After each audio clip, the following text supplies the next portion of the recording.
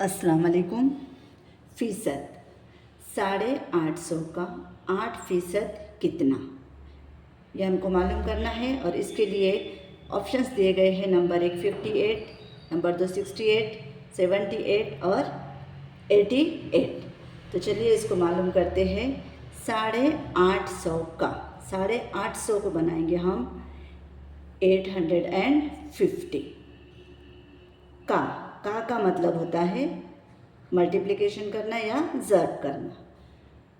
8 यानी 8 अपॉन फीसद यानी 100। अब हम इसको क्या करेंगे, हल करेंगे। तो 850 मल्टीप्लाई 8, ये जैसा था वैसा, और बटे में लिखेंगे ये 100 जैसे थे वैसे।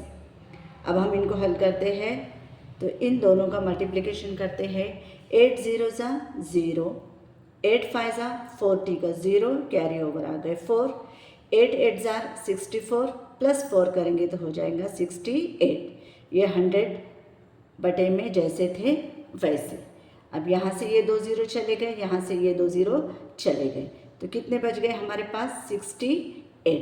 तो 850 का 8% कितना है 68। ऑप्शन नंबर 2 ये इसका बिल्कुल सही जवाब है। अब आप लोग क्या करें, 150 यानी 150 का 64% कितना मालूम करके मुझे कमेंट में बताइए। अस्सलाम वालेकुम।